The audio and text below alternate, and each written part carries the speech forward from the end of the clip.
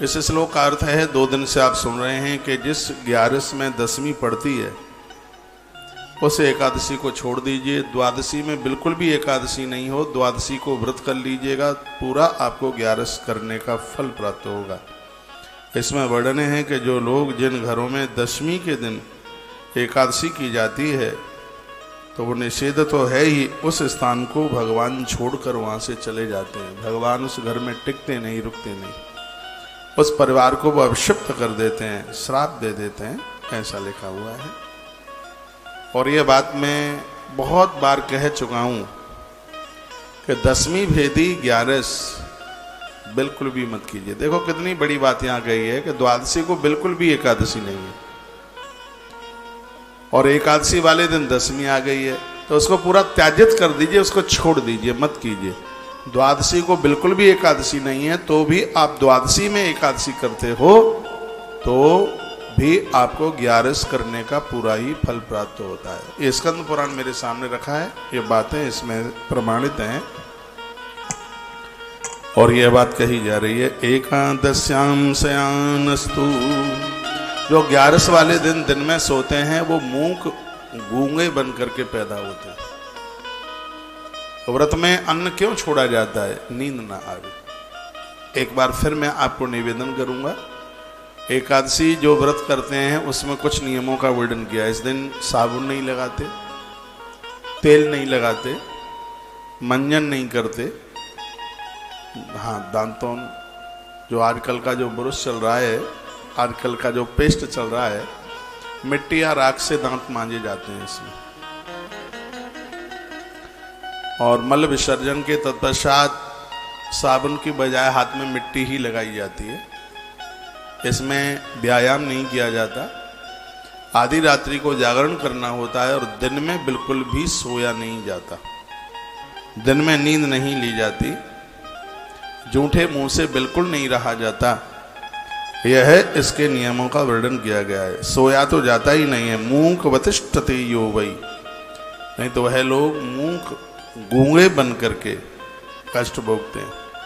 सप्त जन्मन मूकत्वम जायते, देखो इसमें वर्णन यह भी किया गया है 7 जन्मों तक उन लोगों को गूंगा बन करके पैदा होना पड़ता है। इस व्रत की इतनी बड़ी महिमा है तो गलती होने पर तो दंड भी बड़ा जबरदस्त है। कोई भी आप व्रत करते हैं उसको एक नियम के साथ, सरकारी नौकरी जिनको मिली है तो उन्हें उस कानून का पालन करना पड़ता है। हाँ, तभी गवर्नमेंट ने उसे अपनी नौकरी दी है। जब उसके कानून का पालन न करे, ईश्वर कृपा करे तो कानून का पालन करना ही पड़ेगा। आपने एकादशी का व्रत किया, मान लिया जाए कि एग्जाम्पल, और घर में एक दूसरा व्यक्ति ऐसा है उसने नहीं किया, तो आप में उसमें अंतर ही नहीं कोई दिखे तो व्रत करने का मतलब क्या है? वो सो रहा है तो आप भी सो रहे हैं, वो चुगली कर रहा है तो आप भी चुगली कर रहे हैं, जो वो कर रहा है वही आप कर रहे हैं, तो काय का फिर एकादशी का व्रत है? 100 लोगों में पता लगना चाहिए कि यह व्यक्ति 11 करने वाला है, ये इसके द्वारा एकादशी का व्रत हो रहा है, ये पता लगना चाहिए। भजनानंदी लोगों की पहचान अपने आप होती है। बहुत लोग तो शेर भरा खा लेते हैं व्रत वाले दिन, फिर डकारे मारते रहते हैं, खट्टी डकारे लेंगे, कूटू खा लेंगे, एक आधा शेर, जो भी मिल जाए, खरबूजा, कलीना, जो भी कुछ मिल तो जाए उसी का सुपड़ा साफ है। फिर ये कहते फिरेंगे कि हमने व्रत किया है। तो भैया ऐसा तो व्रत हो तो कोई भी कर ले ऐसा व्रत। आपने व्रत किया है पूरे दिन, उसमें भूख का अनुभव होना चाहिए, अनुभूति होनी चाहिए। और यह मेरी बिल्कुल झूठी नहीं है बात, 4 साल तो मुझे अब हो ही जाएंगे, एक भी दिन मेरा ऐसा नहीं निकलता जिस दिन मुझे भूख का अनुभव ना होता हो। अन्न छोड़ा है तो भूख का अनुभव होता है, मुझे पता लगता है, मुझे एहसास होता है। चलो ठीक है, मेरा संयमित जीवन है, मेरे चेहरे पर थकान नहीं दिखती, ये मेरा संयम है, लेकिन मुझे हर क्षण हर पल ये लगता है कि मैं भूखा हूं। मुझे लगता है, मुझे ऐसा लगता है कि मेरा पेट बिल्कुल खाली है। आज तो मैं इतना जल्दी निकल गया था कि आज तो कुछ लिया ही नहीं है। दूध लेके रोज आता था, आज तो वो भी नहीं ले पाया। मैंने इस बच्चे मनीष को बोला भी, मैंने कहा देख बेटा, दूध का जग वगैरह दिख नहीं रहा है, तो इतने में यहाँ टाइम हो गया था। मैं सीधा इधर चला आया। तो हर समय लगता रहता है, तो उससे पता तो लगता है कि मैंने अन्न छोड़ रखा है। हमने व्रत किया है, इतना खा गए हैं, कुटू खा गए, सिंगाड़ा खा गए, लपसी खा गए, दही पी लिया, पूरे दिन चल रहे हैं, पूरा दिन चल रहे हैं, तो काय का व्रत है, काय का व्रत है। उसमें पता होना चाहिए कि आपने व्रत किया है, दूसरा व्यक्ति भी आपको पहचान ले कि आपने व्रत किया है। उसी बात का यहां वर्णन किया गया है। आप भी दिन में सो रहे हैं, दूसरा भी सो रहा है, तो काय का व्रत है? व्रत उसका खंडित है। और कोई भी व्रत आप करते हैं, यदि व्रत की मर्यादाओं का पालन नहीं करते, व्रत वाले दिन इंद्रियों का पतन होता है, धातुआं क्षीण होती हैं। व्यक्ति ब्राह्मण है तो उसको ब्रह्म राक्षस बनना पड़ेगा। ऐसा नहीं है कि सिर्फ फुल्का छोड़ने से व्रत पूरा हो जाता है। स्त्री पुरुष में संयम होना चाहिए। ये व्रत करने का तत्काल परिणाम मिलता है, इसमें देर नहीं लगती है बिल्कुल। जो विशेष साधना है उसमें उपवास का नाम आता है। इसमें इंद्रियों का बहुत ज्यादा संयम करना होता है, संयम रखना पड़ता है। लोग लड़ते रहते हैं, झगड़ते रहते हैं। व्रत एकादशी का क्या, गालियां दे रहे हैं, झगड़ रहे हैं, लड़ रहे हैं, क्रोध आ रहा है। तो इन सब चीजों का, इन सब बातों का इस ग्रंथ में वर्णन किया है। का ऐसा व्रत करने से मिलता तो कुछ है नहीं। पंगत्वम तस् जानिया सप्त जन्मन वाणवा। वह लोग अपांग हो जाते हैं 7-7 जन्मों तक, उन्हें टांगे नहीं मिलती, उन्हें बाणी नहीं मिलती, आवाज नहीं मिलती। लेकिन जिनका व्रत ठीक रहे हो जाए तो 60 वर्ष सहस्राणी, वो 60,000 वर्ष तक एकादशी का व्रत करने वाला व्यक्ति सूक्ष्म रूप से भगवान नारायण के चरणों में रहता है 60,000 वर्ष तक, जो कि एक बहुत बड़ा लंबा समय होता है। तो व्रत ठीक से हो जाए तो उसका यह आनंद भी तो है उसका। तो यामे यामे फलम प्रोक्तम कोट्यंदः समुद्भवः कामार्थी संपदा पुत्रः कीर्त लोकांश शाश्वता।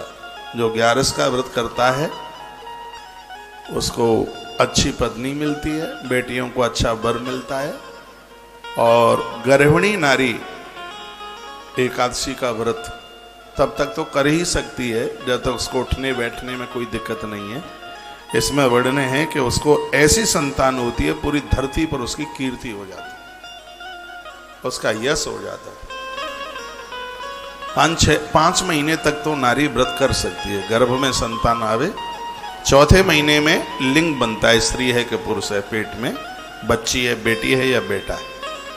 तो 5वें महीने तक तो वो व्रत कर सकती है, उसे कोई दिक्कत नहीं है। तो इसमें वर्णन है कि गर्भिणी नारी भी, उसके गर्भ में संतान है, इन नियमों का पालन कर लेती है तो ऐसे संतान को जन्म देती है कि पूरी दुनिया में उसके बच्चे की कीर्ति फैल जाती है।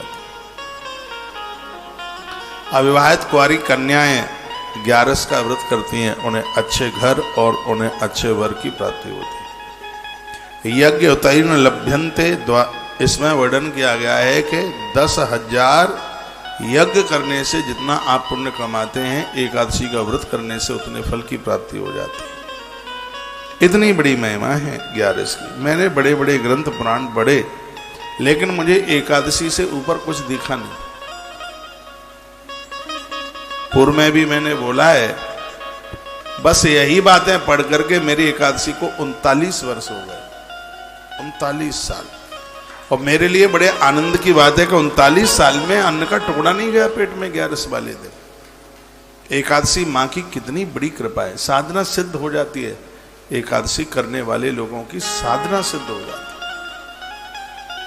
यदि आपसे बन जावे, बेटियां मुझे सुन रही हैं, बच्चे मुझे सुन रहे हैं, मैं बच्चों से बहुत स्नेह प्रेम करता हूं, तो वह मेरी बात माने और 15 दिन में एक बार अन्न हड़ताल करें, अन्न छोड़ दें। ओम नमो भगवते वासुदेवाय, इस मंत्र का जप करें। कंठ में तुलसी जरूर पहने, माथे पर चंदन तिलक लगाएं। यो भुक्ते वासरे विष्णुज्ञे पश्चादिको ही साहा। जो एकादशी के दिन भोजन करता है, वर्णन किया है, उसे पशु से भी गिरा माना गया। 11 के दिन जो भोजन करता है वह पशुओं से भी बिल्कुल गिरा हुआ है। भगवान कहते हैं कि मेरी भक्ति का सहारा लेकर जो एकादशी के दिन भोजन करता है वह शरीरधारी भीतर और बाहर करोड़ों पापों से भरा हुआ है। इसलिए जहां तक बन जावे तो 11 को आप अन्न ना खाएं, व्रत कर लें। तत्र काशी पुष्करम च प्रयागम नैमिषम गया। जो एकादशी का व्रत करते हैं घर पर रहने पर भी उनको काशी, पुष्कर, प्रयाग और नैमिषारण्य में रहने का सौभाग्य प्राप्त होता है। जिस दिन आप व्रत एकादशी का कर रहे हैं, आप घर में भी रह रहे हैं तो भी आपका घर प्रयाग बन गया है, काशी का महात्म्य देने वाला है, पुष्कर का महात्म्य देने वाला है। इतनी बड़ी महिमा 11 की है, इतनी बड़ी महिमा एकादशी की। आनंद कर दिया। द्वादशी तु सनाज्ञेया पुत्र नामाक्षदायिनी प्रातः स्नात्वां हरिं पुण्य उपमासं समपर्यते। एकादशी को जितना जल्दी आप जागते हैं, द्वादशी को भी उतना ही जल्दी जागिए। भोर में जल्दी जाग करके तुलसी का पूजन करें, उसकी परिक्रमा करें, एक लोटा पानी सूर्य भगवान को दें। आपके यहां यदि गैया है, हमने तो यह भी पढ़ा है कि गौ माता के खूंटे पर एक लोटा जल चढ़ाने से उम्र बढ़ती है, सब अलाय वलाएं कट जाती हैं। एक लोटा जल जिस खूंटे पर गौ माता बंधती है, उस खूंटे के ऊपर एक लोटा पानी, उसके ऊपर भी द्वादशी के दिन डाल दें। एकादशी आपने करी, ये लिख लें, मुझे ध्यान नहीं रहेगा फिर बोलने के लिए। और इससे अलाय बलाएं, अपमृत्यु जिसे अकाल मृत्यु कहते हैं, और द्वादशी के दिन एक लोटा जल गौ माता के खूंटे के ऊपर, जिस खूंटे पर वो बनती है गैया, उस खूंटे के ऊपर एक लोटा जल चढ़ा दें, ऐसे अपमृत्यु कट जाती है। वही वर्णन किया। प्रातस्नात् हरिम पूज्य उपवासम समर्येत। पारण करें, तुलसी पत्र मुख में डालें, गंगा जल डालें, तो यह व्रत आपका एक विशेष व्रत हो जाता है। पारण द्वादशी में कर लें, त्रयोदशी लगने से पूर्व पारण हो जाए। वो वर्णन है।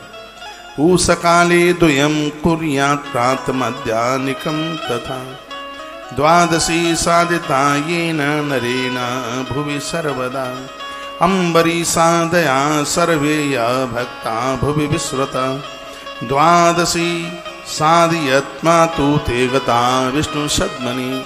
अम्बरीश राजा का यहाँ प्रमाण दिया गया है, जो कि यह व्रत करते थे।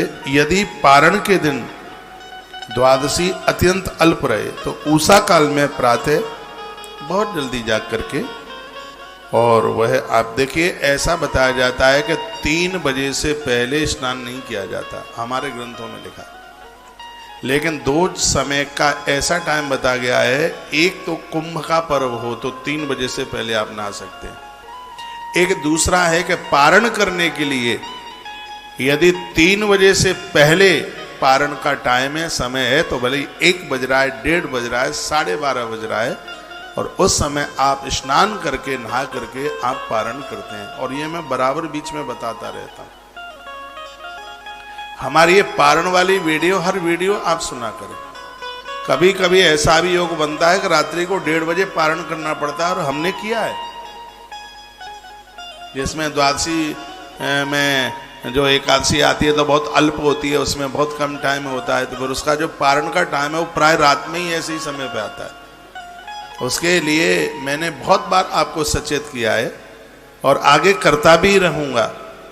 तो वही बात कही गई है कि त्रयोदशी लगने से पहले पारण हो जाना चाहिए, ऐसा वर्णन, तो उसका बहुत ज्यादा मातम हो जाता है।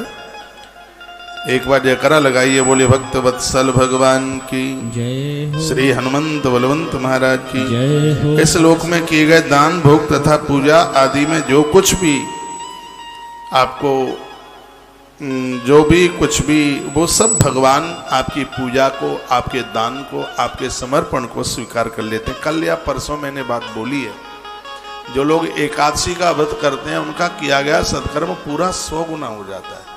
जो भी कुछ है, आपने एकादशी व्रत करते हैं, मंदिर में आपने एक बार मत्था टेका है तो वो 100 बार के बराबर है। आपने 1 रुपया दान में दिया तो वो सैकड़ों के बराबर है। तो उसकी महिमा सैकड़ों गुना बढ़ जाती है। कहीं तो हमने इसको 1000 गुना भी पढ़ा है, लेकिन जिस ग्रंथ से मैं बोल रहा हूँ तो उसमें यह वर्णन किया गया। एकादश्याम यदा ऋक्षम शुक्ल पक्षे पुनर्वसु नामना साच जयाख्याता तिथि नाम उत्तमा तिथि। एकादशी के दिन यदि पुख्य नक्षत्र पड़ जाए, एकादशी वर्णन किया गया है कि उस दिन पुख्य नक्षत्र पड़ गया है। एकादशी वाले दिन सप्त जन्म कृतम पापम स्वल्पम वायद बाबनवा। एकादशी यदि पुख्य नक्षत्र में पड़ जाए और उस दिन आपने व्रत किया है तो एक ही एकादशी 7 जन्मों के पापों को जला करके राख कर देती है, समाप्त कर देती है। ये मुझे आगे से ध्यान देना पड़ेगा और मैं यहाँ से निवेदन करता रहूँगा कि अब के बार एकादशी पुख्य नक्षत्र में पड़ रही है, तो पुख्य नक्षत्र में जो पड़ने वाली जो 11 है, सप्त जन्मा कृतम पापम स्वल्पम वा, ये वर्णन किया गया 7 जन्मों के पापों को जला करके वो राख कर देती है। और जब एकादशी पुख्य नक्षत्र में पड़ जाती है तो उस एकादशी को जयंती के नाम से समझा जाता है। ये विजया जयंती, ये एकादशी के नाम है, लिखा जयंती नाम सा प्रोक्ता सर्व पाप हराति।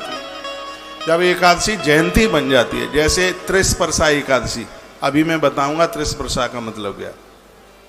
जैसे त्रिस्पर्शा है उसी प्रकार से एकादशी कभी जयंती बन जाती है। तो जयंती कब बनती है? जब एकादशी वाले दिन पुख्य नक्षत्र पड़ जाए।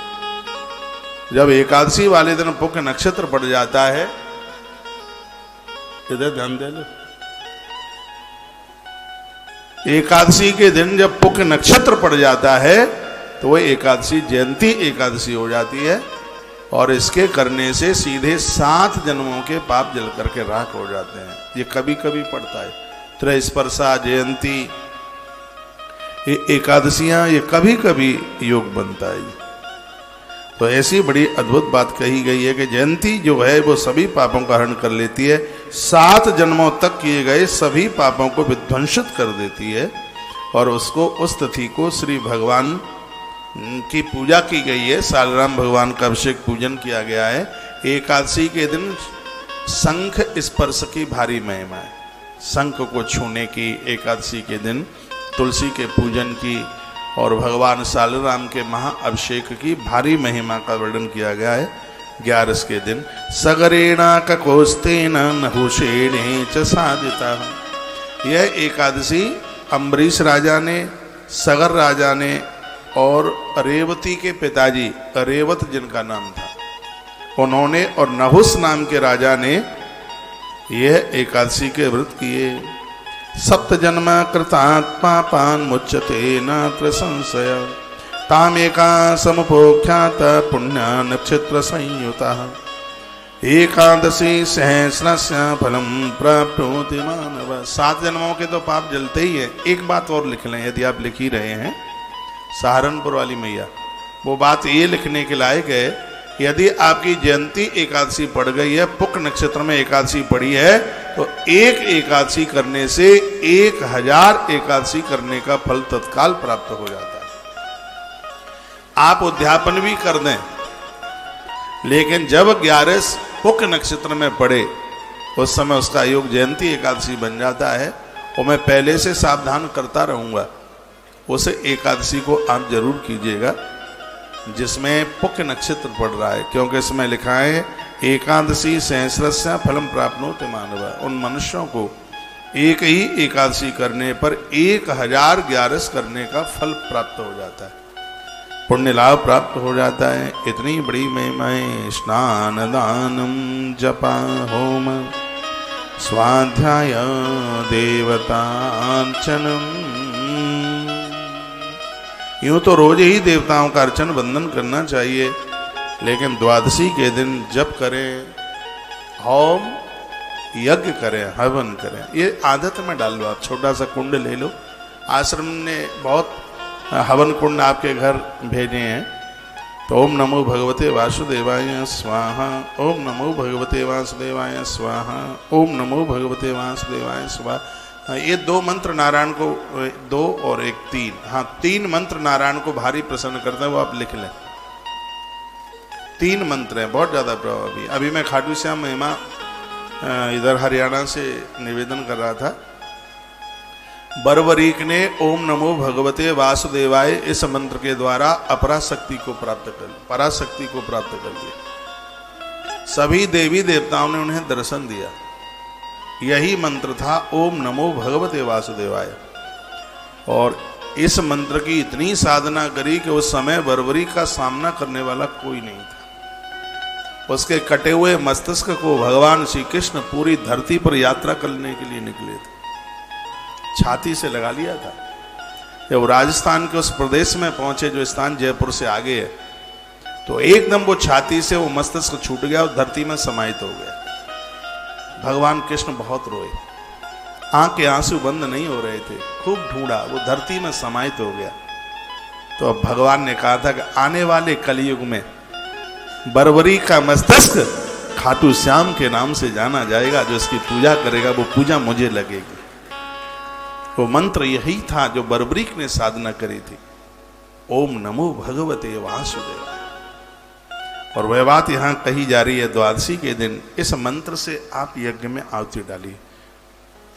भले ही आपको गुरु मंत्र में कोई भी मंत्र मिला है, लेकिन द्वादशी के दिन आप हवन कर रहे हैं, यज्ञ कर रहे हैं। द्वादशी के दिन नारायण पर तुलसी पत्र चढ़ाना, ब्राह्मण भोजन कराना, जप करना, यज्ञ करना और स्वाध्याय विष्णु सहस्रनाम पढ़िए, गोपाल सहस्रनाम पढ़िए। इससे आपकी की गई 11 की महिमा कितनी हो जाती है, नीचे के श्लोक में लिखा है, पंचमेना स्वमेधेन यदान्ना तो युधिष्ठिर। भगवान श्री कृष्ण कहते हैं, युधिष्ठिर यदि द्वादशी को ब्राह्मण को भोजन करा दिया, हवन कर लिया और ओम नमो भगवते वासुदेवाय का जप कर लिया, तो सीधे 5 अश्वमेध यज्ञ करने का फल तत्काल प्राप्त हो जाता है। तालियां आपकी मरी मराई बज रही हैं, उत्साह के साथ बैठिए। सीधे 5 अश्वमेध यज्ञ करने के बराबर है। अभी कुछ नए श्रोता आए, मैं फिर आपको निवेदन करूंगा, एकादशी में पुक नक्षत्र पड़ जाए तो एक एकादशी 7 जन्मों के पाप जलाती है और 1000 एकादशी करने का पुण्य मिलता है। आप भी कैलेंडर आजकल मिलते हैं और उसमें सब कुछ लिखा होता है, मोबाइल में भी लिखा मिल जाता है।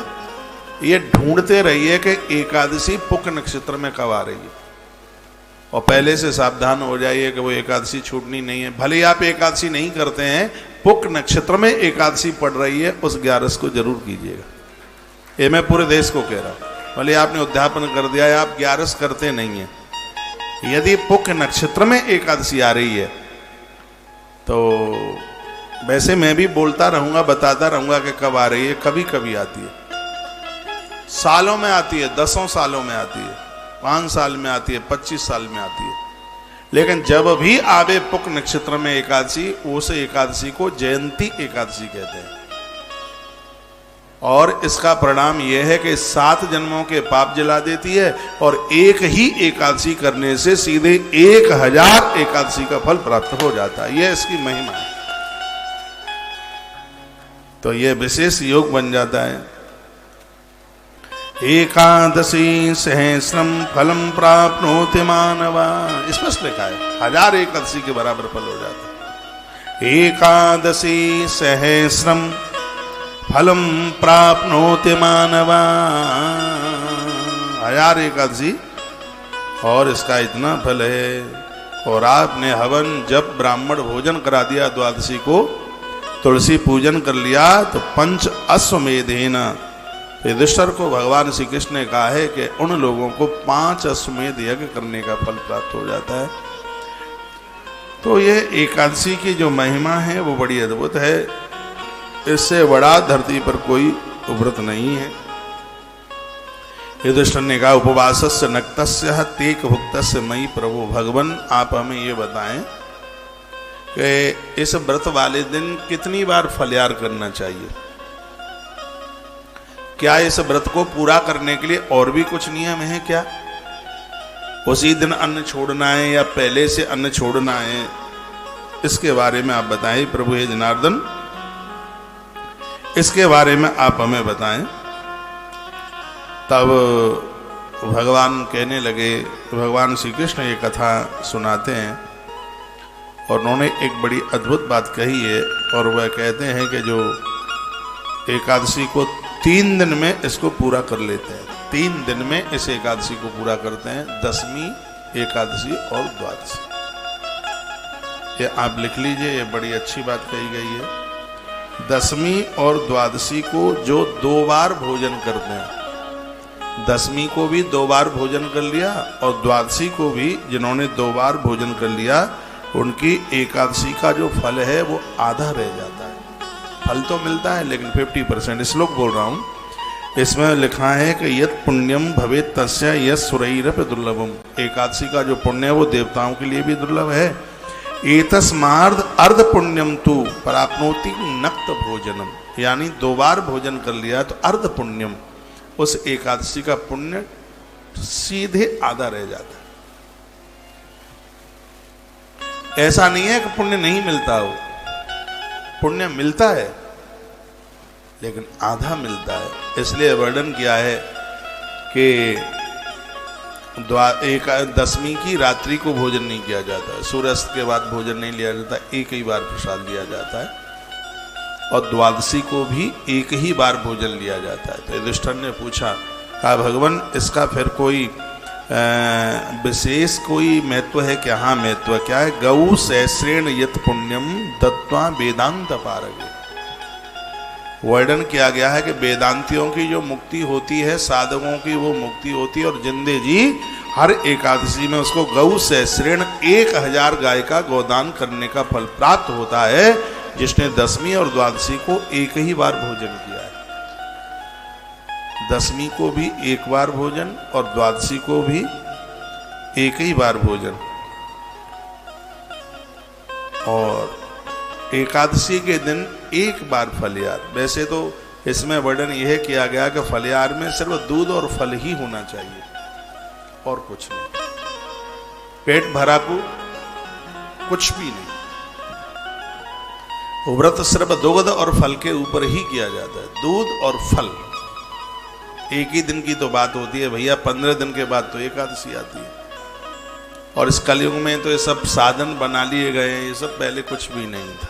आज तो आदमी का मुंह पूरे दिन चलता ही रहता है।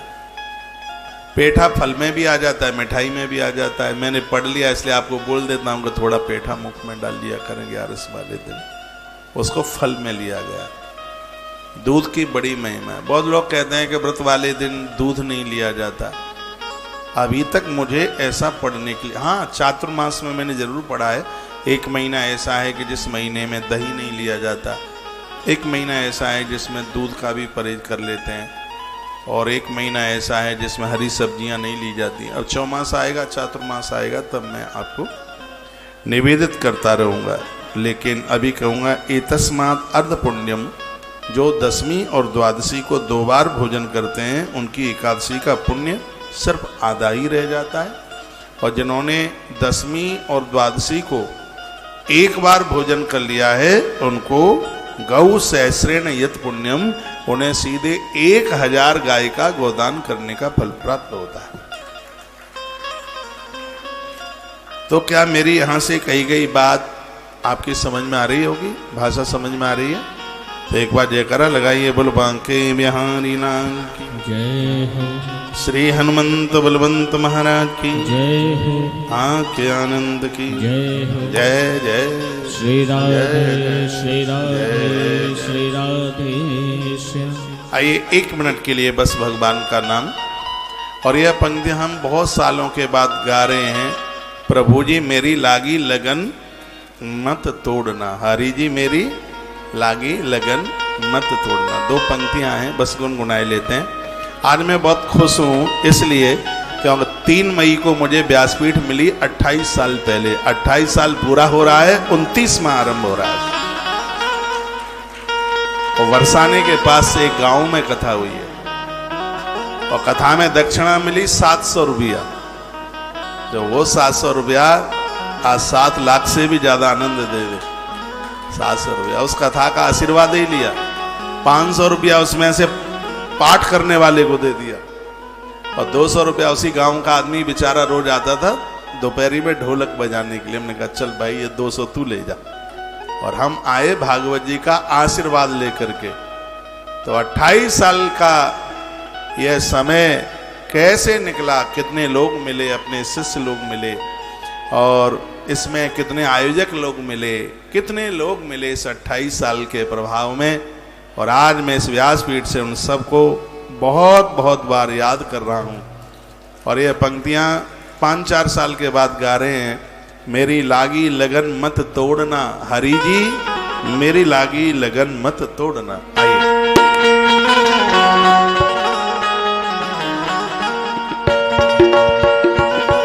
तालियां बजाते रहिए।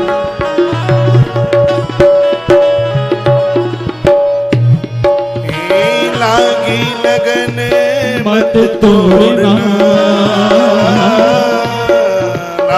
लागी लगन मत तोड़ना हो, लागी लगन मत तोड़ना हरि जी मोरी लागी लगन मत तोड़ना हरि जी मोरी लागी लगन मत तोड़ना। लागी लगन मत तोड़ना हो, लागी लगन मत तोड़ना हरि जी मोरी लागी लगन मत तोड़ना प्रभु जी मोरी लागी लगन मत तोड़ना।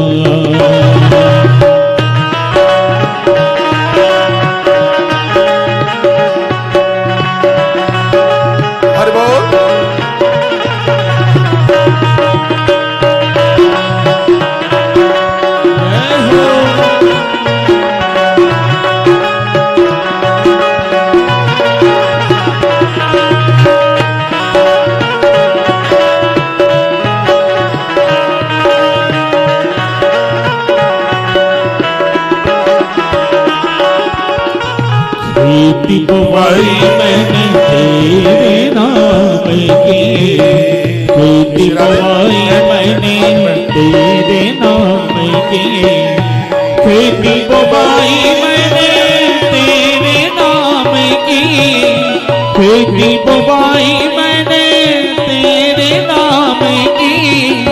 मेरे भरोसे मत छोड़ना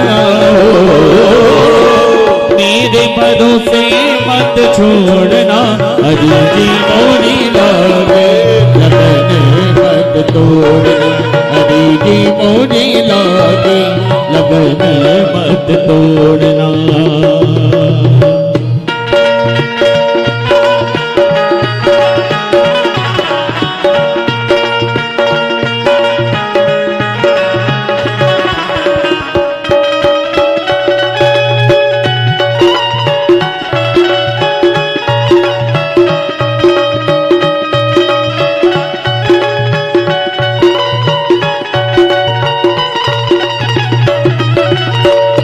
जल है गए हैं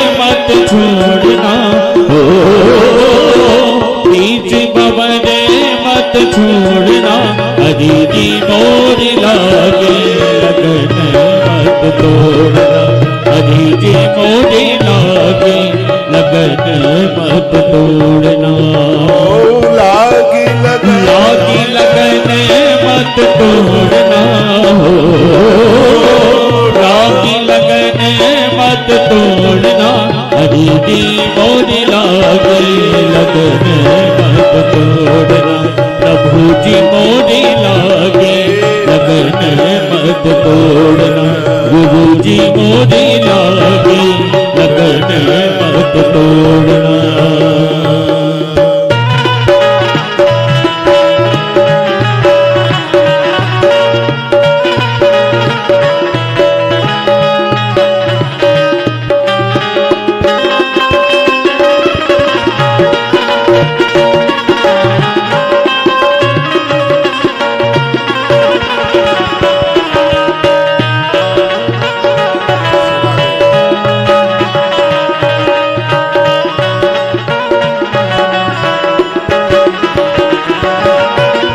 तू ही मेरा सेठ है, तू ही साहूकार है, तू ही मेरा सेठ है, तू ही साहूकार है, तू ही मेरा सेठ है जी, तू ही साहूकार है, तू ही मेरा सेठ है, तू ही साहूकार है।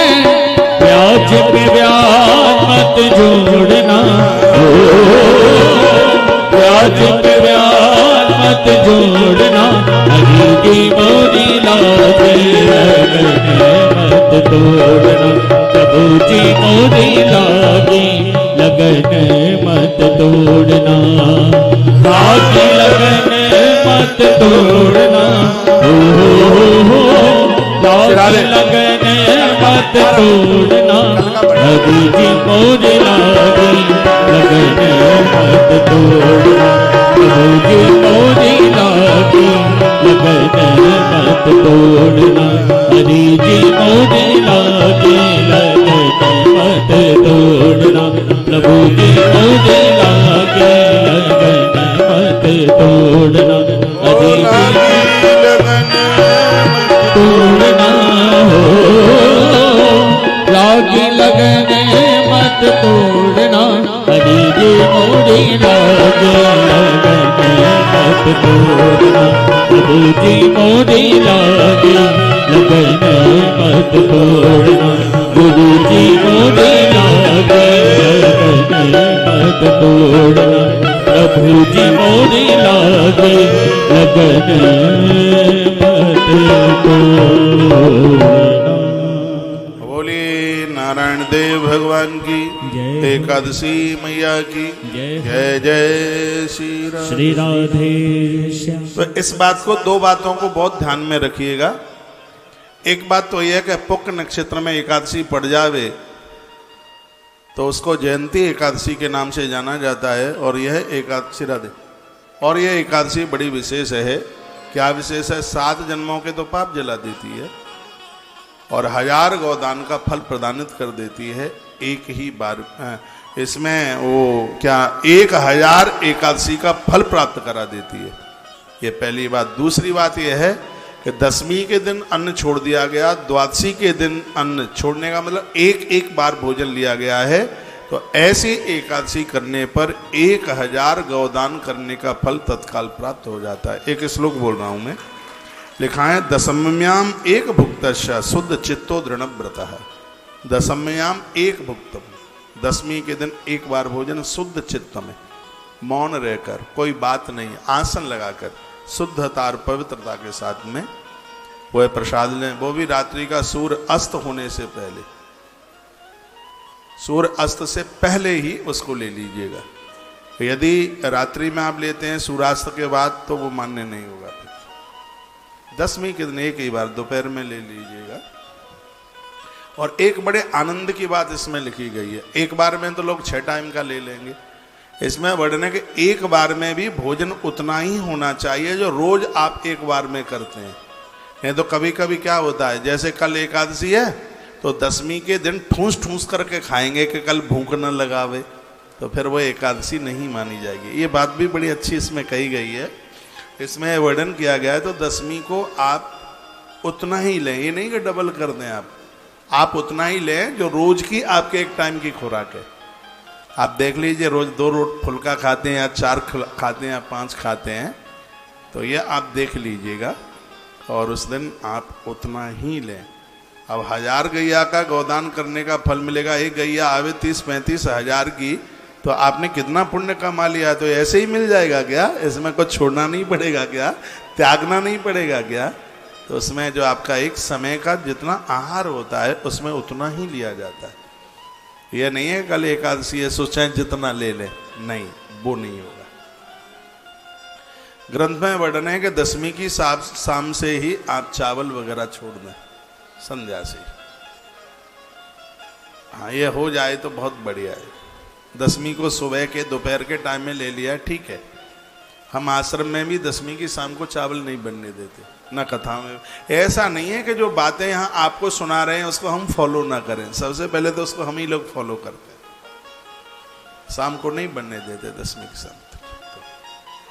अब कोई नया हलवाई आ जाए, कोई नया, और मैं नहीं हूँ तो ये भले ही हो जाए, लेकिन मेरे होते हुए तो मैं बड़ी इन सब चीज़ों पर बड़ी निगरानी रखता हूँ, क्योंकि इन सब चीज़ों में मेरी खुद की अपनी एक श्रद्धा है।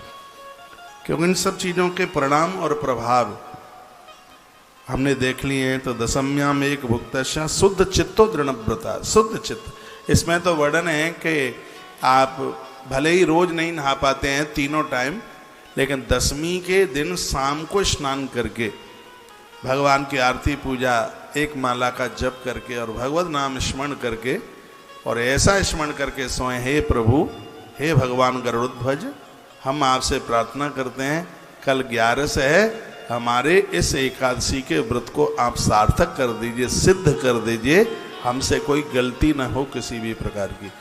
ऐसी प्रार्थना की जाती है 10वीं को। और इस ग्रंथ में तो वर्णन है कि 3 दिन का ये व्रत है, और इसमें ऐसे तैयारी की जाती है जैसे आप 4 धाम यात्रा जाने की तैयारी करते हैं। जिस समय आदमी गुरु दीक्षा लेने के लिए जाता है तो उसके कितने विधान हैं। वो ऐसे तैयारी करता है कि जैसे कोई बहुत बड़े देव तीर्थ के लिए जा रहा है, वो तैयारी करनी होती है। उसमें एक दिन पहले जमीन में सोया जाता है, रात्रि को मटका भरा जाता है पानी से। जिस दिन दीक्षा लेने के लिए जाते हैं उस दिन घड़े के जल से स्नान किया जाता है। वो घड़े का जो जल है वो कुंभ स्नान के बराबर हो जाता है, ऐसा वर्णन है। ऐसी ऐसी बातें मैं आपको बताऊंगा, आप भी हंसते होंगे, ये कहाँ से बातें खोज के लाते हैं। सब हमारे ग्रंथों में ये लिखा है। और वह शुद्ध धुले हुए वस्त्र, कुछ खाता नहीं है, एक दिन पहले से वर्ण छोड़ देता है, वो जमीन में सोता है। और वह तुलसी पत्र, फूल, फल, ये चीज़ें लेकर भगवान को प्रार्थना करके, और वो कहता है कि प्रभु अभी तो मैं तुम्हारे निराकार रूप का अनुभव करता रहा हूँ कि आप हवा के रूप में हैं, आप अग्नि के रूप में हैं, आप धरती के रूप में, आप आकाश के रूप में हैं। आज तुम्हारी बड़ी कृपा हो रही है प्रभु, आप आज मुझे गुरुदेव के रूप में प्रत्यक्ष रूप से दर्शन देने वाले हैं। ये उसमें अनुभूति की जाती है। ये धरती पर गुरु और शिष्य से बढ़कर अलौकिक संबंध कोई दूसरा नहीं है। जहाँ परमात्मा ही अपनी बात अपने शिष्य के पास तक पहुँचा देता है, और जहाँ शिष्य अपने गुरु से अपनी बात कह करके और वह बात भगवान के पास तक पहुँचा दी जाती है। तो बीच का ये बिचौलिया जो गुरु है वो एक बड़ा अद्भुत, जैसे वर और वधू को मिलाने का एक काम बिचौलिया करता है, भक्त और भगवान को मिलाने का काम है वो गुरु करता है। इसमें बड़ी अद्भुत बात कही है कि दीक्षा के, अब तो मैं ये आपको बोल दूं, निवेदन कर दूं, पता नहीं रहा होगा और आप कुंभ के जल से आप न नहाए होंगे। मैंने पूर्व में ये बोला कि गुरु दीक्षा का दिन जरूर याद में रखा करें आप। वो दिन अलौकिक जीवन में आपके लिए जिंदगी का सबसे महत्वपूर्ण दिन है। उससे बड़ा दिन कोई हो नहीं सकता। ना आपके जन्म का दिन हो सकता, ना आपकी शादी का दिन हो सकता, ना आपके पूरी लाइफ का कोई और दिन उससे शुभ, उससे ऊपर, उससे बढ़िया नहीं हो सकता। वो डेट याद रखिए उसको, वो लिखने के लायक है वो। और जब जब आपका दीक्षा दिन आता है उस दिन कुंभ यानी घड़े के जल से स्नान करके मंदिर जाएं, कुछ ऐसा शुभ करें, बढ़िया करें। नियम तो ये है कि आपको दीक्षा लिए हुए जितना वर्ष हो जाता है उस दिन उतनी ही माला उस गुरु मंत्र की सटकनी चाहिए। आपको 20 वर्ष हो गए हैं दीक्षा लिए, तो गुरु दीक्षा वाले दिन 20 माला कीजिए। गुरु गीता में तो बहुत अच्छी अच्छी बातें कही गई हैं। आपको 25 साल हो गई हैं तो आप रोज के भजन से एक्स्ट्रा उतनी माला उस दिन आप कीजिए। यदि बन जाता है तो गुरु दर्शन कीजिए, जाके उनके पास जाइए, नहीं तो मानसिक भाव से उनका चिंतन कीजिए, मानसिक भाव से उनका दर्शन कीजिए, क्योंकि जीवन का श्रेष्ठ दिन है वह है जिस दिन हमें दीक्षा मिली है। बहुतों को तो ध्यान भी नहीं होता है, वो तो पड़ोसी गए थे दीक्षा लेने के लिए, इसलिए दीक्षा लेकर के आ गए, ध्यान के काम होता है। तो मैं इस प्रसंग को आगे के लिए मैं बढ़ा रहा हूं। दशम्याम एक भुक्तम च शुद्ध चित्तो दृढ़ व्रत, शुद्ध चित्त के साथ और शुद्ध आहार, शुद्ध भोजन, पानी और अन्न, वस्त्र, वस्त्र भी शुद्ध ही होना चाहिए। इसके भजन मैं एक चुनौती के साथ आपको बात कह रहा हूं और आप अनुभव करके देख लेना। एक दिन तो श्वेत वस्त्र पहन के पूजा में बैठना, और एक दिन पीले वस्त्र पहन के बैठना, और एक दिन लाल वस्त्र पहन करके बैठना, और एक दिन काले भी पहन के देख लेना कि कितना अंतर होगा, नीले भी पहन के देख लेना कितना अंतर होगा। आप समझ जाएंगे कि वस्त्र का कितना बड़ा अंतर होता है पूजा। एक दिन धुला हुआ वस्त्र पहन करके बैठ जाना और एक दिन पहले का वस्त्र पहन के पूजा में बैठना। आपके मस्तिष्क के ऊपर वस्त्र का भी कितना असर होता है आप अनुभव करके देख लेंगे। आप मुझे बताने की जरूरत नहीं पड़ेगी। श्वेत वस्त्र पहनकर आप आराधना में बैठते हैं, तत्काल आपके मस्तिष्क को शांति मिलती है, तत्काल। पीला वस्त्र पहन के पूजा में बैठिए, मैं छाती ठोक के कह सकता हूं आपको नींद नहीं आएगी भजन में, जप में नींद नहीं आएगी। वो ज्ञान प्रवर्तक है। वो जो पीला वस्त्र है वो ज्ञान देने वाला है। वो विचारों की तरंगें उठ रही होंगी अंदर से पूजा में। ये नहीं है काला नीला जो भी कुछ मिल गया है वही पहन लिया। कभी तो मानता है पूजा में वो रात का झंगा झोला पहन के बैठ जाती है, जिसको पहन के रात को सोती हैं वही पूजा में। उनको तो पता ही नहीं है कि पूजा के वस्त्र में और रात को सोते समय वस्त्र में क्या अंतर है, कितना अंतर है। वो तो जो रात को पहन लिया है वही पूजा में पहन करके वो बैठ गई है। यदि आराधना साधना एक नियम पूर्वक की जाती है, बिना विधि के तो दही नहीं जमता है। दही जमाने के लिए विधि चाहिए। दही जमाने के लिए दूध को गर्म किया जाता है। बताऊं कैसे जमता है?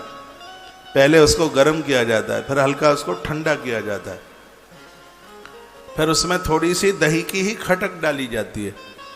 थोड़ा सा उसमें दही, इतना दही डाला जाता है उसमें, बहुत तो कटोरे ही भर के डाल देते हैं तो वो नहीं जमेगा, बहुत इतना डाल देते हैं तो भी नहीं जमेगा। तो दही, दूध की मात्रा कितनी है उस हिसाब से उसमें दही डाला जाता है।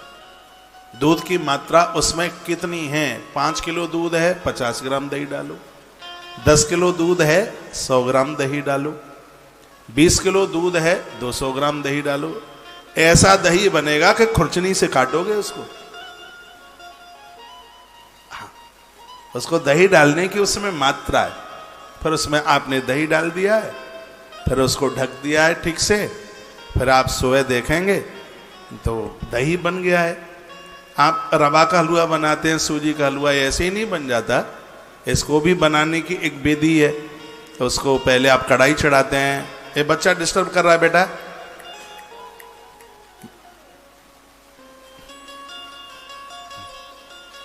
आपने कढ़ाई चढ़ाई, कढ़ाई थोड़ी गर्म हो गई, फिर उसमें आपने घी डाला, घी तड़ तड़ तड़ तड़ तड़ तड़ करने लगा, फिर उसमें आपने रवा सूजी डाली, फिर करछली से उसको ऐसे करते रहे, फिर वो लाल लाल हो गई। जला मत दीजिएगा, लाल लाल काली ना हो जाए। जब वो लाल लाल रहती है तब उसमें आपने धीमे धीमे धार लगाकर उसमें आपने पानी छोड़ दिया। फिर उसको करछली को थोड़ी देर तक ऐसे चलाते रहे, सूजी उसमें मिल गई है पानी में, और फिर उसमें आपने चीनी छोड़ दी। सूजी के हलवा में थोड़ी चीनी ज़्यादा डलती है और मिठाइयों से, तभी उसमें स्वाद आता है। सूजी का हलवा में थोड़ा सा भी मीठा कम रह जाए तो सूजी का हलवा तो कम मिठास पर अच्छा लगता ही नहीं, क्योंकि मैंने बहुत खाया है ना, इसलिए मुझे पता है। तो फिर आपने उसमें मीठा डाला, फिर आपने यूं ऐसे चलाया और सूजी का हलवा बनके तैयार हो गया। अब कोई व्यक्ति देखे कि माँ जी ने सूजी का हलवा बनाया, इसमें इसने 3-4 चीजें डाली हैं, तो उसने भी पतीला चढ़ाया चूल्हे पर और एक ही संग उसने सूजी और घी और उसमें पानी, चीनी, सिगरा मिला करके एकदम छोड़ दिया उसने कढ़ाई में। सूजी का हलवा बना नहीं, लपसी जरूर बन जाती है, सूजी का हलवा नहीं। सूजी के हलवे के लिए एक विधि चाहिए। उसी प्रकार से भगवती आराधना में एक विधि की आवश्यकता, एक उसमें विधान। पूरा दिन दुनिया के झंझा बातों में आप फंसे रहते हैं, तो कुछ समय तो ऐसा निकालो कि प्रेम हो जाए राम से। ये दुनिया लुटेरी है, ये सब अपनी मस्ती में मस्त हैं। बच्चों को, पत्नी, बेटे, कौन आपको याद कर रहा है? ये तो आप भूले बैठे हैं, कोई याद नहीं करता। संसार स्वार्थ से भरा पड़ा है।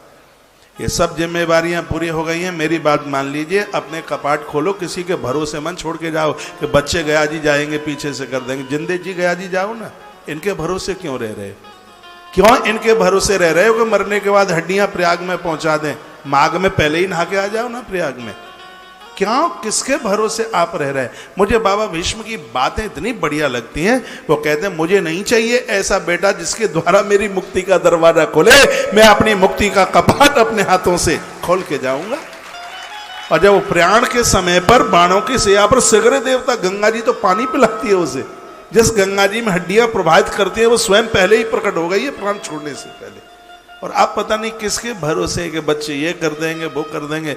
आने वाला समय तो इतना खतरे से भरा हुआ है, और भगवान ऐसा ना करे। विदेश में तो हो रहा है कि बूढ़ों को इंजेक्शन दे के खत्म किया जा रहा है। इन बूढ़ों को कौन पालेगा, इनको कौन संभालेगा? कहीं ये भारत में ना आ जाए। कहीं बूढ़े हो गए, उनको इंजेक्शन लगा, राम नाम सत्य हो गई, बस। कौन संभालता है उन्हें? लेकिन हमारे वेद कहते हैं कि मृत्यु वही बढ़िया है जो अपने समय से हुई है, ना बीमारी से हुई हो, ना किसी के जान लेने से, जो अपने टाइम पर, जो अपने समय पर।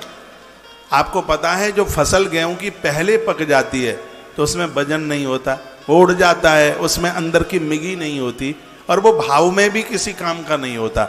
उसी प्रकार से जो समय से पहले चले जाते हैं, अब मृत्यु उनकी हो जाती है।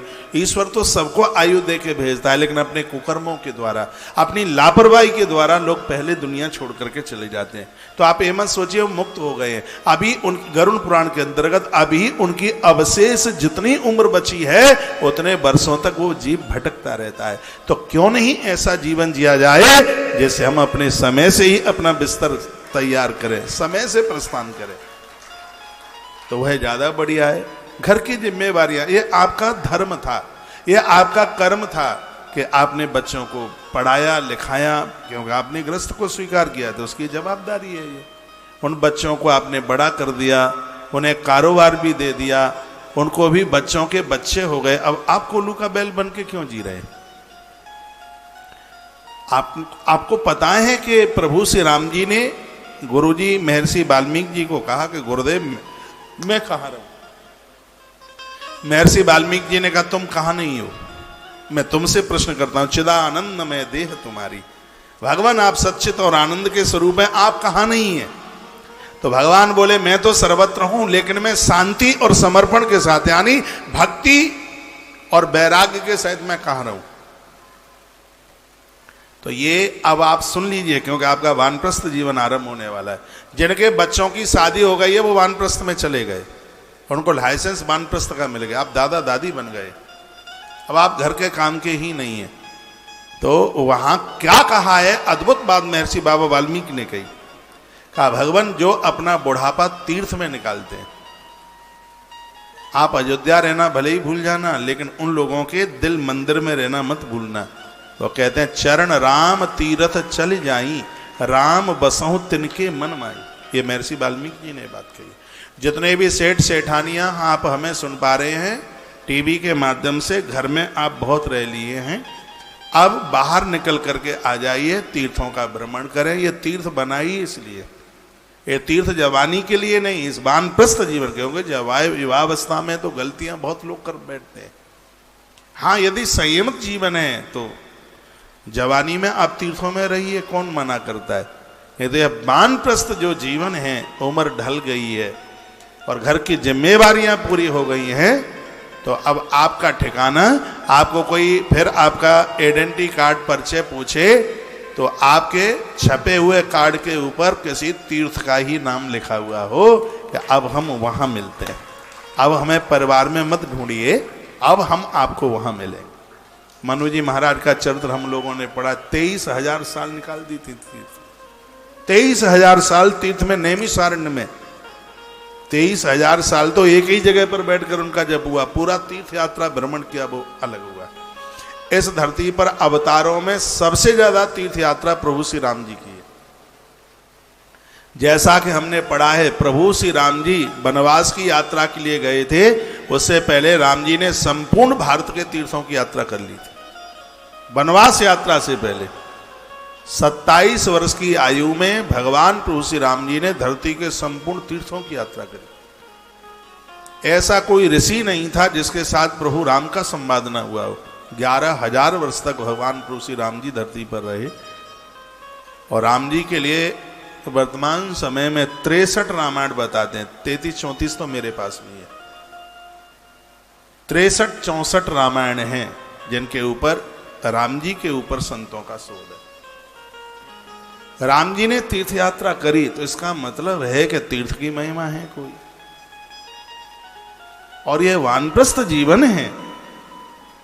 वो तीर्थ में निकले, भगवान के भजन में निकले, गुरुजनों के सानिध्य में निकले।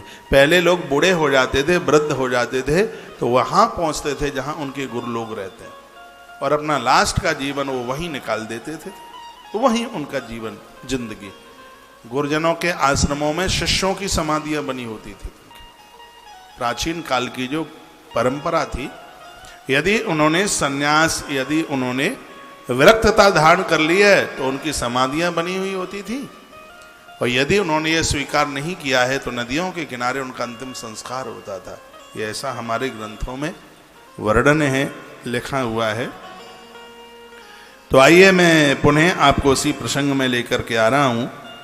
नक्षत्र दर्शनानक्तम गृहस्थस्य विधीयते यदितनाष्टमे भागे रात्रौ तस्य निषेधनम। इस श्लोक में ये कहा गया है, आकाश में तारे दिखाई दें उससे पहले आप अपना बिस्तर छोड़ दीजिए, तब ही उस व्रत का ज्यादा प्रभाव है। ततः प्रभात समय कृत्वा च नियम व्रत।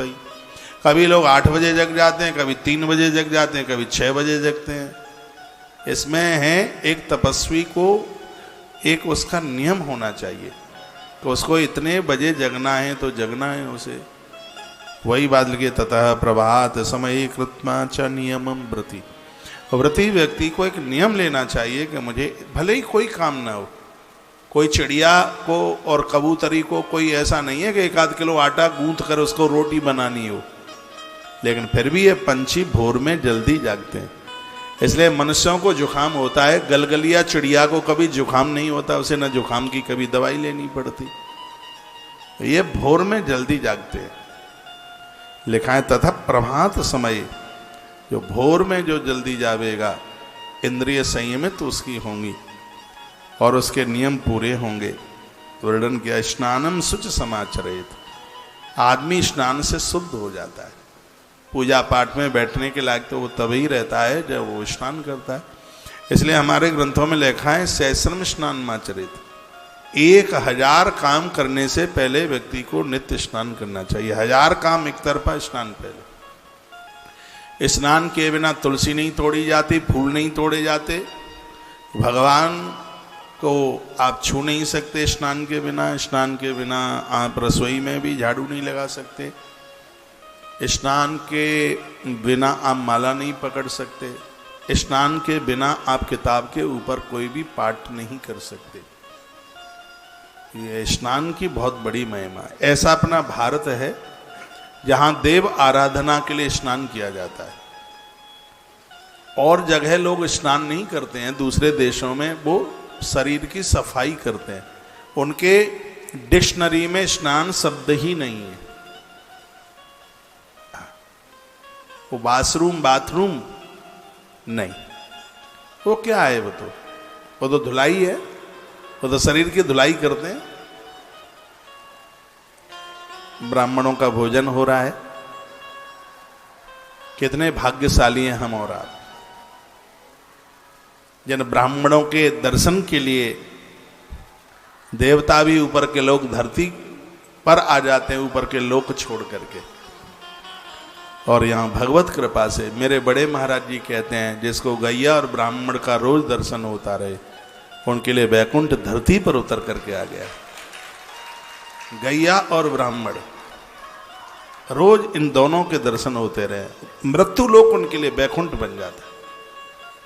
वो कहते हैं कि ब्राह्मण के द्वारा मति ठीक रहती है, मति, और गैया के द्वारा मृत्यु ठीक रहती है। उनके ये शब्द है, मति ब्राह्मण के द्वारा, बुद्धि में विकार नहीं आएगा, ब्राह्मण का सानिध्य मिलेगा तो। और मौत नहीं बिगड़ेगी, गौ माता का सानिध्य मिलेगा तो। एक गति देवे और एक मति देवे, ये धरती की एक बहुत बड़ी भू संपदा है। एक बार जयकारा लगाएं, बोलो भक्त वत्सल भगवान की जय हो, श्री हनुमंत बलवंत महाराज की।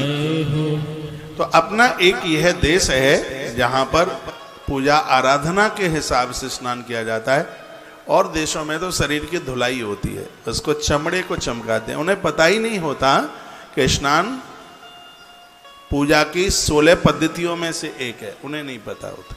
उन्हें नहीं पता होता कि गुरुजनों के चरण धोए जाते हैं। उन्हें पता ही नहीं है कि कन्यादान से पहले एक कड़ावे में वर वधू के चरण रख करके, कढ़ाई में वर वधू के चरण धो करके और उनके पांव पूजे जाते हैं। उन्हें पता ही नहीं है। इसलिए हमारी भारत जैसी संस्कृति तो किसी के भी पास नहीं है। इसलिए तो गंगा भारत में बहती, और जगह गंगा इसलिए तो नहीं है। गोवर्धन नाथ और जगह इसलिए ही तो नहीं है, कामदा नाथ और जगह इसलिए ही तो नहीं है। हम और आप बड़े बड़भाग्य ऐसे भारत में हमारा जन्म है, जहां की संस्कृति बड़ी मजबूत है। वहीं मैं आपको लेके आ रहा हूं जहां पर वर्णन किया गया है, स्नानम शुचि समाचरित। स्नान से व्यक्ति शुद्ध हो जाता है, इसलिए सहस्रम स्नान माचरित। सुबह भोर में आदत डालिए जल्दी नहाने की। आपके पास टाइम होता है तो भी नहीं आप नहाते, क्योंकि मैं आप लोगों के पास बैठा हूं ना, इसलिए मुझे पता है।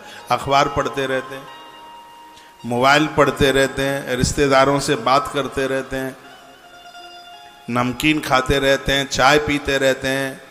घरवाली और घरवाला दोनों पास बैठकर एक दूसरे से बातें करते रहते हैं घंटों घंटों तक। हर काम के लिए आपके पास टाइम होता है, पर नहाने के लिए समय नहीं होता। जैसे मंदिर खुलने का समय है, बहुत बड़ी बात बोल रहा हूं, जैसे मंदिर खुलने का समय है, उसी प्रकार से आपके स्नान का भी एक समय होना चाहिए। स्नान टाइम से कीजिए। आप 5 बजे नहाते हैं तो 5 बजे ही नहाइए। ये नहीं कि हमने बोल दिया तो कल 3 बजे ही नहा ले, नहीं।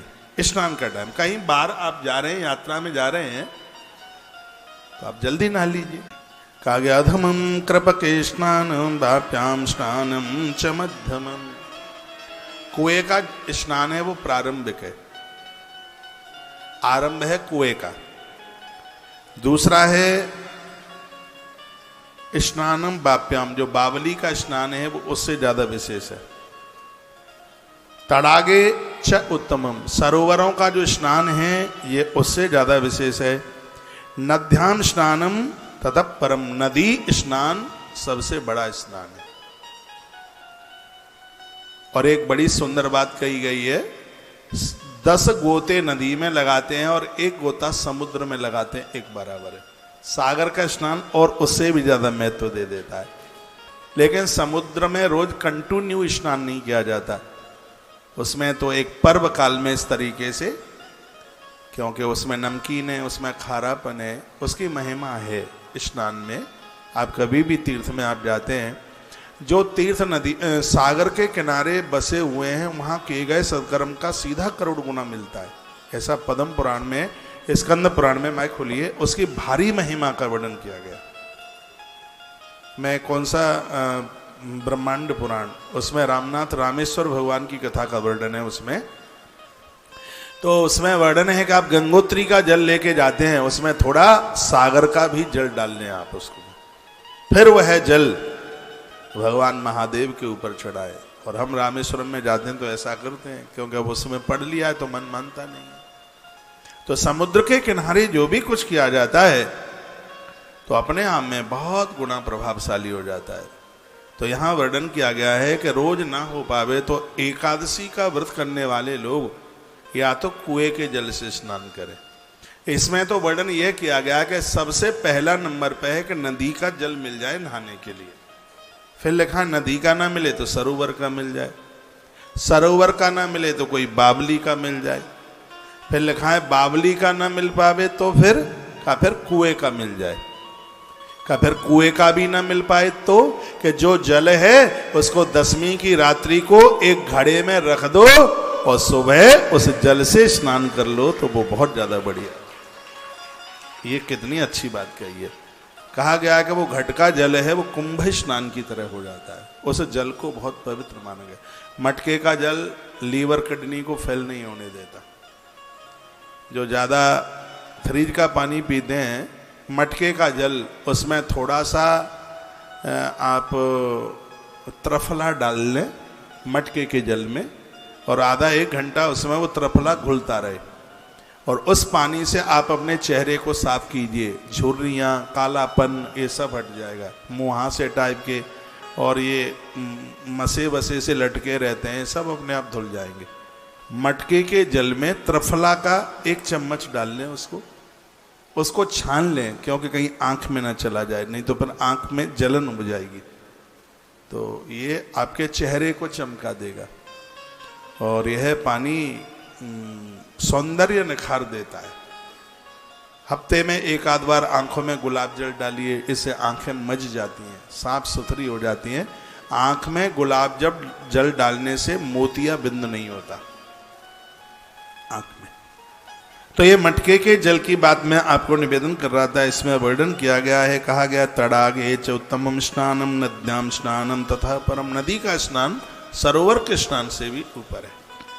नदी का स्नान मिलता नहीं है और आप अपने घर में ही हैं, 11 का व्रत करते हैं तो बड़ी सुंदर बात कही गई है।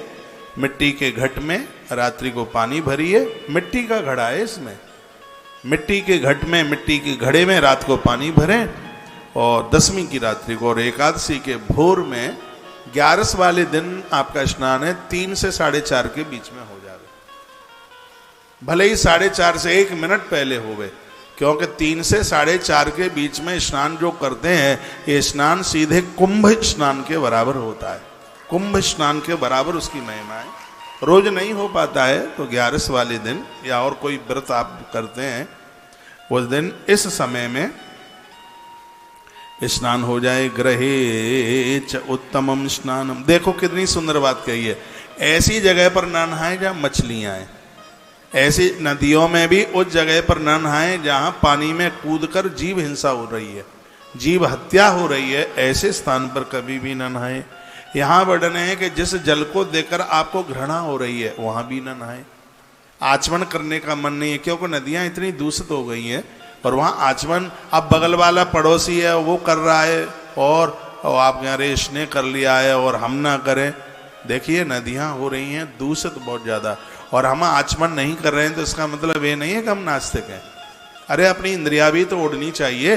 गोस्वामी जी ने लिखा है दरस परस मुख मज्जन पाना हाराए पाप कहे वेद पुराना। हमारे वेद और पुराण कहते हैं कि नदियों का दर्शन, परस कहते हैं प्रणाम, मुख मज्जन आचमन और स्नान। स्नान करें, स्नान नहीं कर सकते हैं आचमन करें।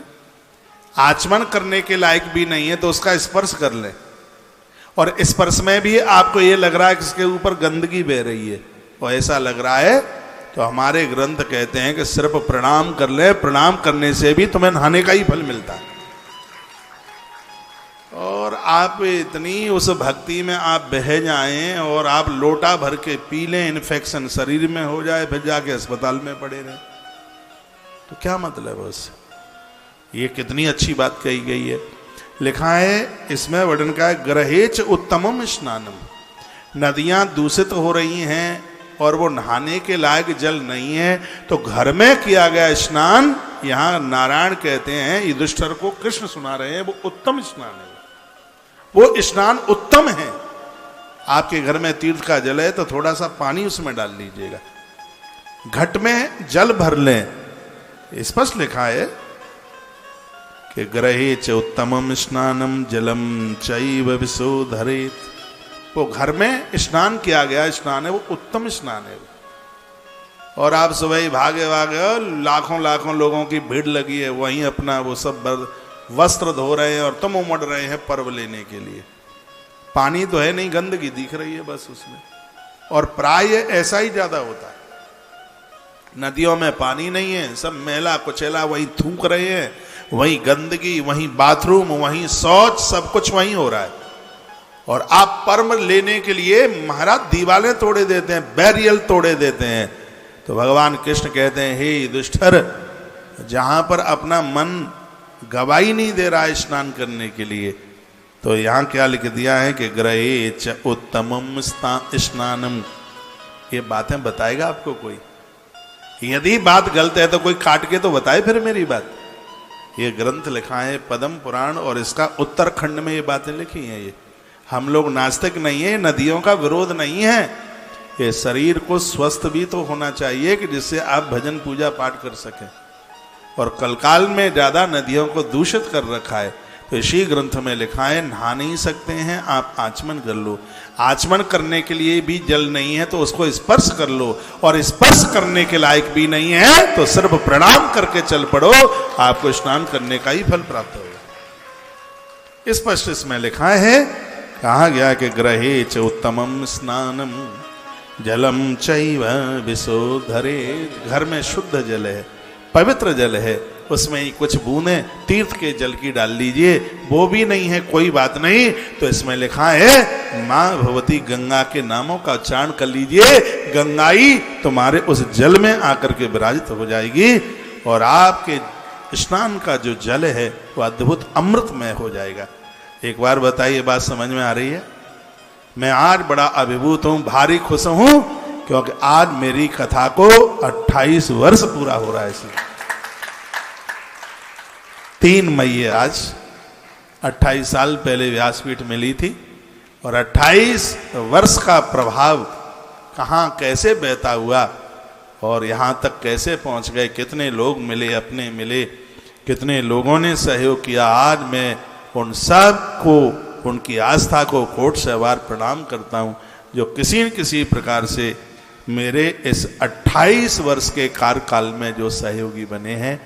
मैं उन सब के किए गए सहयोग को कई बार उसको स्मरण करते हुए, और मैं उनके ऊंचे भविष्य के लिए प्रभु से ये मैं कामना करूंगा, भगवान जो भी जन मेरे इस कार्यकाल में आकर के जुड़े हैं, इन सब को दिन दुना रात्रि चौगने के रूप में उभार देना है प्रभु।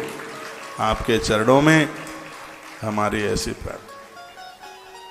2 पंक्तियां फिर। नहीं चाहिए दिल दुखाना किसी का, सदा ना रहा है सदा ना रहेगा जमाना किसी का। नहीं चाहिए दिल दुखाना किसी का। अभी कथा चलेगी। आज बहुत आनंद के साथ बैठा हूँ, बहुत अच्छा लग रहा है। हमारे बंदरों को आज जरूर दिखाइएगा। अपने दोस्तों से आज मैं इतने बढ़िया तरह से 3 साल में पहली बार मिला हूँ। उनके लिए देसी घी के पुआ उनके लिए, और वो भी बड़े आनंद के साथ में। देखिए टीवी पर देखिएगा, तो बहुत समय दे के आया हूँ आज इनके बीच में। स्वर दो। नहीं चाहिए दिल दुखाना किसी का, नहीं चाहिए दिल दुखाना किसी का, नहीं चाहिए दिल दुखाना किसी का। सदा ना रहा है सदा ना रहेगा जमाना किसी का। नहीं चाहिए दिल दुखाना किसी का, नहीं चाहिए दिल दुखाना किसी का।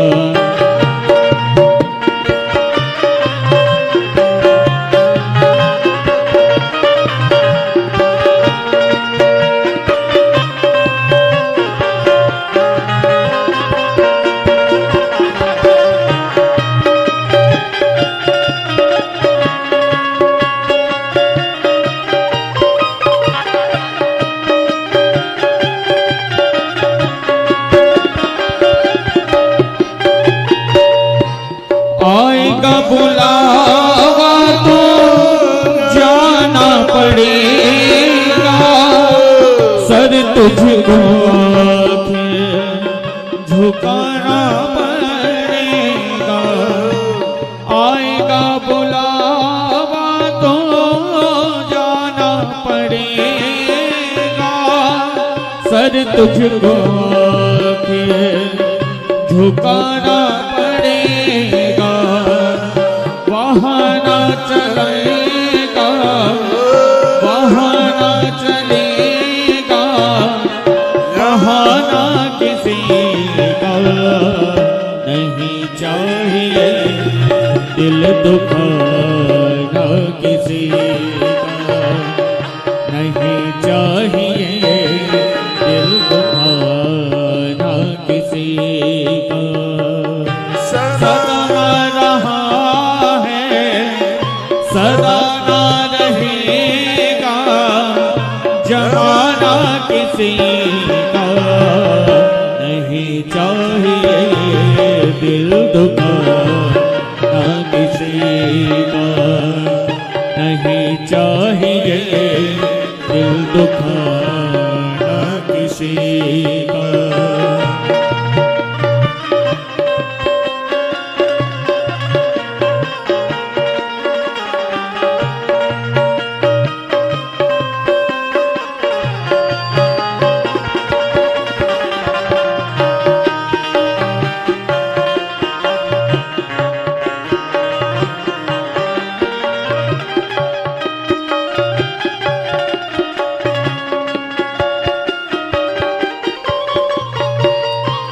पहले तो तुम अपने आप को संभालो, कभी नहीं बुराई औरों में निकालो। पहले तो तुम अपने आप को संभालो, कभी नहीं बुराई औरों में निकालो। बुरा है बुरा जग में, बुरा है बुरा जग में, बताना किसी का नहीं चाहिए दिल दुखाना, किसी का नहीं चाहिए दिल दुखाना किसी का। सदा रहा सदा ना रहेगा, जमाना किसी का नहीं चाहिए दिल दुखाना, किसी का नहीं चाहिए दिल दुखाना, किसी का नहीं चाहिए दुखाना किसी का, नहीं चाहिए दिल दुखाना किसी का। सदा ना रहा है सदा ना रहेगा, जमाना किसी का नहीं चाहिए दिल दुखाना, किसी का नहीं चाहिए दिल दुखाना, किसी का नहीं चाहिए दिल दुखाना, किसी का। बोले एकादशी मैया की जय हो, आज के आनंद की जय जय जय। श्री राधे श्री राधे श्री राधे श्याम। तो भगवान कहते हैं कि तस्मात् पांडवा श्रेष्ठ गृहे स्नानं समाचरेत्। हे युधिष्ठिर, तो हम यही कहते हैं कि आप घर में ही स्नान कर लें। युधिष्ठिर के माध्यम से बातें हमारे और आप सबके लिए बताई गई हैं। और फिर भगवान ने कहा स्नान करते समय मौन मत रहिए। स्वक्रांते ऋतक क्रांते विष्णु क्रांते वसुंधरे मृतके हर में पापम यन मया पूर्व संचितम। इसमें लिखा है शरीर से आंवला का रस या मिट्टी लगा करके स्नान करें तो ये कहें कि यह मिट्टी मेरे शरीर पर अश्वक्रांति, घोड़े के पाम की माटी, हाथी के पाम की माटी बन जाए। ऐसा बताते हैं कि घोड़ा, गैया और हाथी, इनके नीचे की जो मिट्टी है वो इतनी पवित्र है, देव प्रतिष्ठा की जाती है तो उसमें इनकी माटी की आवश्यकता होती है। वही कहा अश्वक्रांति, गजक क्रांति, वैष्णु क्रांति, वसुंधरे, यह माटी है वो हमारी देह में अश्व के पाम के नीचे की, हाथी के पाम के नीचे की यह मिट्टी बन जाए और ऐसा कह करके स्नान कर लें। क्रोध लोभात परित्यज्य एक चित्तो दृढ़ व्रते। साधक को चाहिए विशेष रूप से जो एकादशी का व्रत करते हैं वो लोभ और क्रोध को वो जीत ले। मिथ्यावाद ऋताशैव तथा ब्राह्मण निंदकः, झूठ न बोलें, संत गुरुजन ब्राह्मणों की निंदा न करें। सिरा दे मुझे दे, उनकी निंदा न करें। पर द्रव्यापहारम पर दाराविगामिनः, साधक को चाहिए दूसरे के धन और दूसरे की स्त्री से ऐसे ही बच के रहना चाहिए जैसे सजग्र समझदार व्यक्ति काले सांप से बच करके रहता है। ये स्वयं ये भगवान नारायण के शब्द हैं। दीपम दशा दुहि तत्र भक्ति युक्तेन चेतसा, ये बात लिखने के लायक है। इसमें वर्णन किया गया है कि जब आप अपनी किसी भी पूजा में दिया जला करके पूजा करते हैं तो आराधना का सीधा 10,000 गुना फल बढ़ जाता है, ऐसा भगवान श्री कृष्ण युधिष्ठिर को बोले। इसलिए बात देखिए, हम यहाँ कथा भी करते हैं तो यहाँ दिया जलाते हैं। ये बात सिर्फ कहने के ही लिए नहीं है, इसको स्वयं में करते हैं।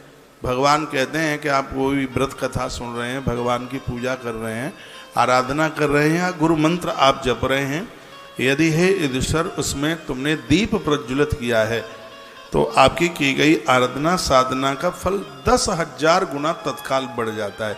इसलिए तो कालिका पुराण में लिखा है कि घी खाने में भले ही आप कम खर्च कर लें लेकिन देव पूजा में, देव आराधना में कमी न छोड़ें।